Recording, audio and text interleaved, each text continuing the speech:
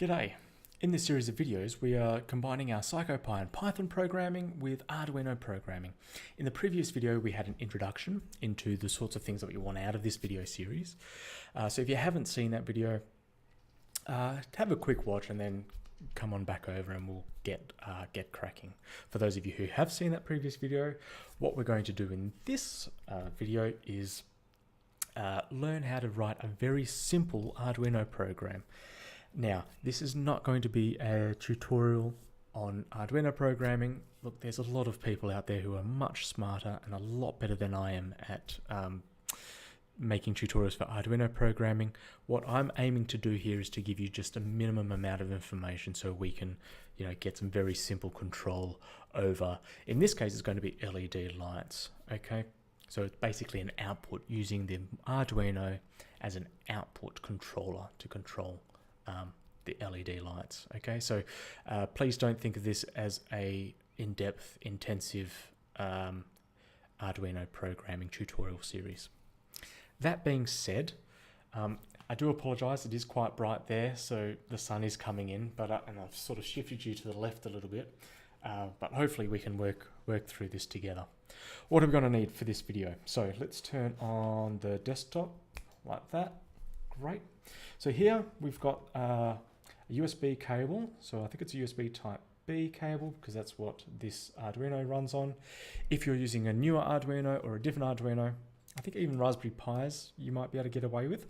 Anyway, make sure you've got the correct cable and that it's running and connected into your tower laptop USB port. Okay. So you'll notice down here there's a little LED light that when I plug it in, it should light up. Okay, I don't know if you can see that there.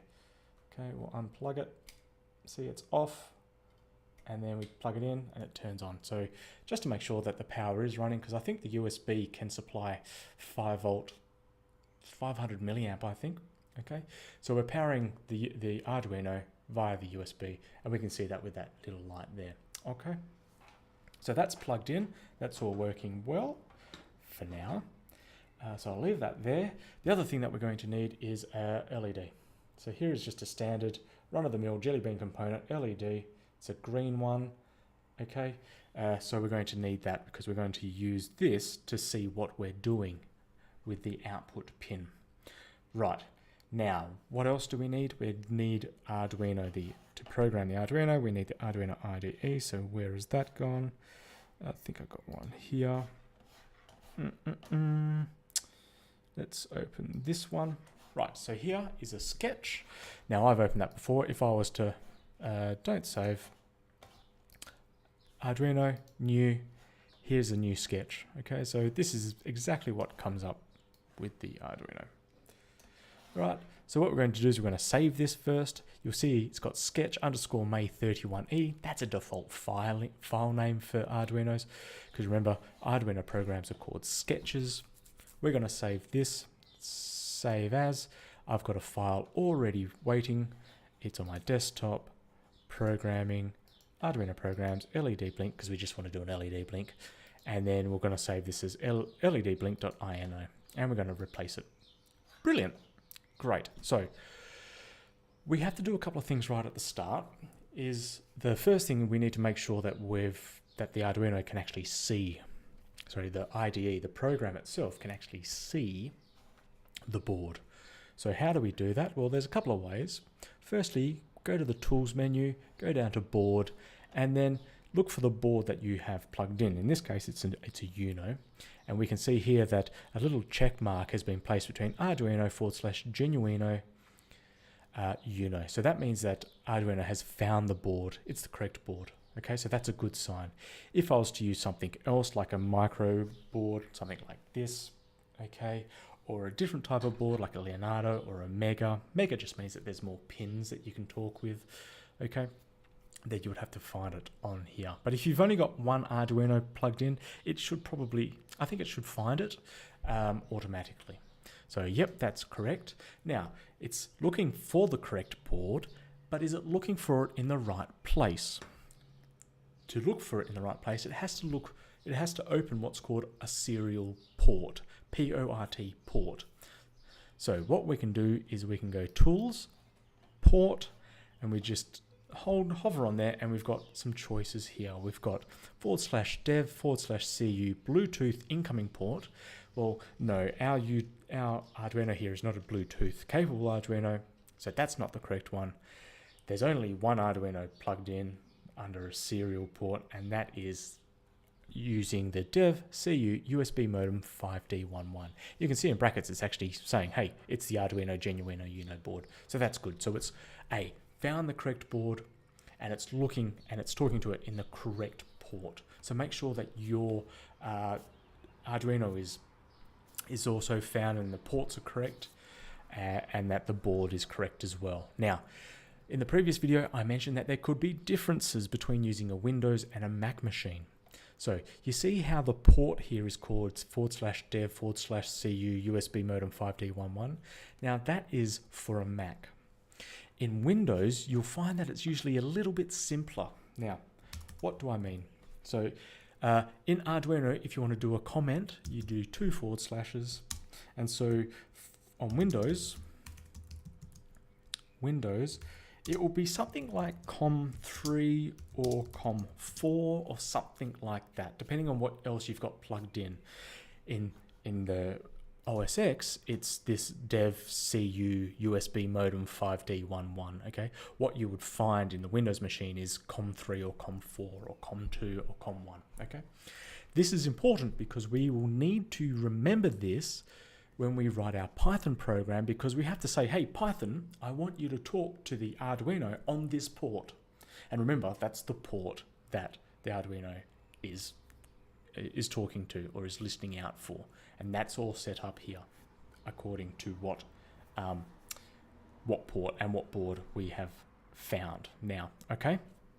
So Windows is different from Mac. I think Linux, you're looking at a very similar sort of port to Windows. On Linux, it's similar to OS X, but I think it's something like a TTY dev TTY or something like that. But it's the same process. You should be able to find that. No worries at all. Okay, so we have learnt how to do comments, single line comments in Arduino, 2 /. So how do we go about? Sorry, before I do that, have a look down here. On the sketch, we look down here, we've got this white bit up here where we write the code. We have this bit down here. We'll go through what this bit down here is. But if you have a look right down the bottom, we've got Arduino Genuino Uno on dev/cu/USB modem 5D11. So you see, it's actually telling us on the IDE, this is the board and this is the port that we are currently working on. So this is a good little double check just to make sure, hey, look, we're in the right spot. Correct board, correct port. So have a look down the bottom right. So getting back to the programming. When we write our Arduino programs, it's essentially a 2-step process in the actual construction of the code. Up here, you'll see void setup, and then parentheses, and then braces. What this is at the start, and you can see that there's a multi-line code just here, you put your setup code here to run once. So when you apply power to the board or when you reset the board, it's going to do whatever's written up here first and only once. So what sorts of things do we want to do in this bit is, well, we want to basically set up the Arduino. So in our case, we want to set up the Arduino so that it will output a voltage onto one of the digital pins. So output, and we need a pin number. Okay, so we don't need to do that every time we want to do something, but rather we just want to do that once right at the start. It's like an initialization or a setup. So what do we want to do? In our case, we want to go pin mode. And you can see when we've written this pin mode, it's changed to orange. So these are some special words for Arduino. Now pin mode takes 2 arguments. The first argument is, well, what pin number or pin identification do we want to talk to or set up in this case? So for this one, again, we're using the digital, okay? And so we want to set up, let's say, pin 12. Okay, so I'm just reading the number off the side there. So 12, number 12. So pin 12. And we want the microcontroller to output a voltage onto pin 12. So we'll set this as an output. Okay, now in Arduino programming, it's different from Python programming in that you will need semicolons at the end. So if you find yourself having problems or error messages, double check that you've got the correct semicolons, or that you've actually put semicolons in. So what we have done here is we've basically said, okay, we are setting the mode of pin 12 to be an output pin. Now we could do this for all of the pins. So pin mode 11, we could make that an input. Pin mode, 10, we could set that as an output. Okay. We could do whatever we want with those other pins, okay? But we need to tell Arduino, hey, pin 12 is going to be an output. Now, attached to pin 13, digital pin 13, there is a little LED light, and it's called, I think it's called LED built-in. So if you don't have an LED at the moment, what you can do is you can set pin 13 to an output, and then on the board itself, if it's a Uno board, okay, there will be a little LED light, a little tiny thing that will light up as if it was connected through the socket, okay? In our case, we don't want to do that. We want to set pin 12, okay? So pin 12 is going to be an output. Now, in Python programming, we need to do what's called compile. We need to compile the code before it gets uploaded onto the chip. Now, this compiling basically turns the code from sort of semi-English into assembly code, into a very simple set of ones and zeros, basically, which are then used to import or upload the various functions and code that we've written onto the chip. Okay, so it's a two-stage process, and so we need to compile and then upload our code. Now, to just check to see if there's any errors in compilation, in compiling the code, we can click this up arrow, this tick, which is verify, which basically will just go through, compile the code and go, hey, no errors, or it might go, oh, you've got an error here. So for instance, if I get rid of that semicolon, okay, and I try and verify it, okay, it's gone up. I'm Newton bitter. Hang on, and then you see down here, it's got an error code. It says expected semicolon before brace, and so I've forgotten to put the semicolon in. We'll wait for that helicopter to pass. It's going to the hospital.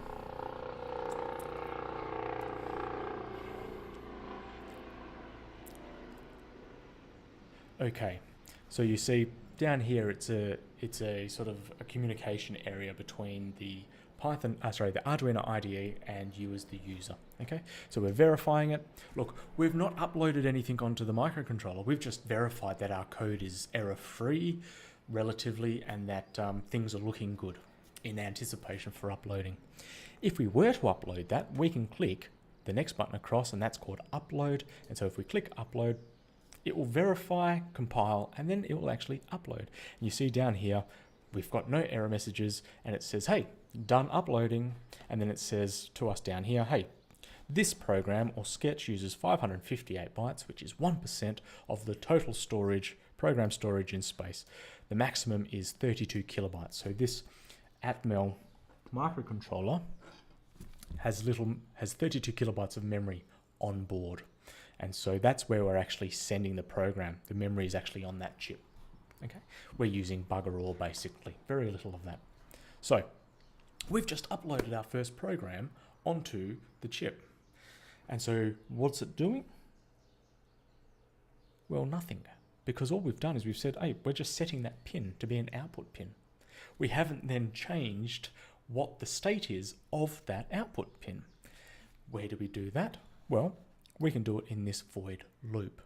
So once we've set up our microcontroller, we then move on to the loop, and then this is basically, as it says in this multi-line comment, it will just continue to do this forever and ever and ever until, say, the power runs out, or you hit the reset button.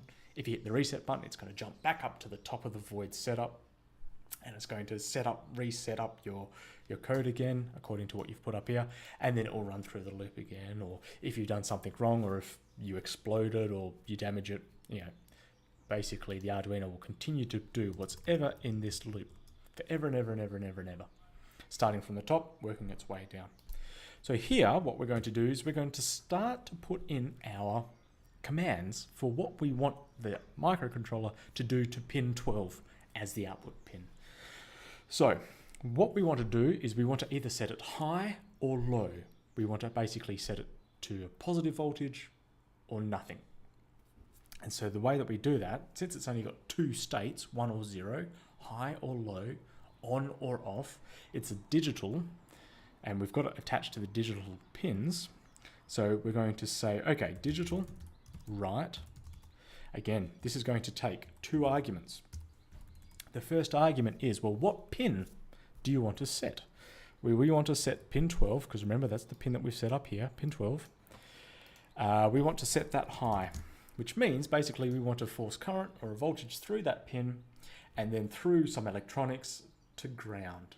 In our case, we're going to put an LED between the pin and ground. Okay. Hopefully this is still making sense. So we've just clicked verify. We've got no errors. We're using some more bytes here. We're using 2% of the program, the memory. And let's have a look. Let's upload it. So it's compiling, uploading, thinking about it. It's done. Let's have a look. Nothing's happening. Why not? It's because we haven't got our LED attached. Okay. So LEDs will only work one way. I've just flicked it somewhere. Oh, that's great. I'll get another one. So LEDs are diodes. Diodes are unidirectional. They'll only work if they're plugged in the correct way. Okay. They will block current from a certain way, and only our current flow through the other way. So which way do we plug it in? Well, one of these pins here has to go to pin 12, and the other one has to go to ground because we have to complete the circuit. Which one goes to which? Well, let's find out. Let's just trial and error it. Now, this is not the best way to go about it, but you'll get an answer. Okay, hopefully you don't destroy the Arduino like what I did with this other one. Okay, so you'll see towards the end here, we've got a GND. So this very end socket here is actually a ground socket, and then pin 12 is down here. So I'm just going to put it, sorry, the second from the end is ground. So I'm going to go between ground and pin 12. What happens? Nothing. So I'll do it the other way around. So now the short lead is in ground, the long lead is in pin 12, and there we go. So short pin goes to ground, the long pin goes to the positive voltage. So there we go. Now it just turned on and off a bit then because the connection inside the socket was a little bit wonky. So hopefully you can see that. That's why I've got this here. And you see that there? The LED is lit up. Great. So there we go. We have just written a program to turn an LED on. That's driving that LED a little bit too hard. I need to really put a resistor in there. What I'll do is I'll put a green one in. So let's see, short to ground. Okay, so that's really bright as well. You should be able to see that. Okay, there we go. So we've written our first program. The LED is not turning off. How do we turn the LED off? Well, what we can do is we can go digital right, pin 12, it's still pin 12, and we can go low. Or we can then save that. And then I want you to watch very closely. I'll put my hand there just so you can see it, all right? I'm going to upload. So it's on, and it remains on. What's going on? Well, it's actually turning on and off super quick. Because remember, all it's doing is it's doing this and then this. And then it's going up to the top, and then it's going down, and then it's going up to the top, and then to the next one. So it's actually turning on and off really quick at whatever the output frequency is of the chip.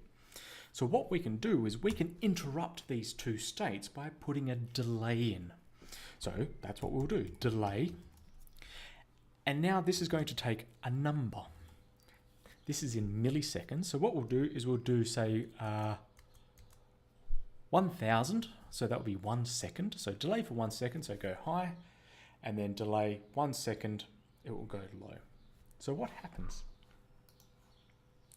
We'll save that. We'll upload it. Not a lot. Let's put a second delay in. We'll upload. On, off, on, off. There we go. We have just written a program which will turn on and off that LED. So it will go high. So let's go through it. Starts here. It sends pin 12 high, passes current through the pin to ground. We then wait 1000 milliseconds for 1 second. We then turn that pin low so it goes to 0. So current's turned off. There's nothing going through that LED. The LED will turn off and then it will delay for 1 second. And then remember, we go straight up to the top again. Digital right, pin 12 high. So you see we're just oscillating between two states, high and low. High for 1 second, low for 1 second. All right. So here we have our first program in Arduino. We can change this now. So we can change the duty cycle. So it's on for 10. So it's on for 100 milliseconds and off for 1 second. So you see it's flashing now. Okay. We can go the other way. So it goes on for 1 second. Or actually, we can do it every second now. So the frequency will be 1 hertz, but the duty cycle is different. So it'll be on for 900 milliseconds, off for 100 milliseconds. There we go. So have a play around. See what you can do. We can have it 50% duty cycle. 50% duty cycle means on for half of the time, off for half of the time. Okay, so this is the very basic program that we're going to use to turn on our LED. What we need to do is get it to now listen out on the serial port for a command from Python, and we'll do that in a couple of videos' time. Okay, we have a basic functioning program. All right, we'll leave it here. See you in the next video. Good luck.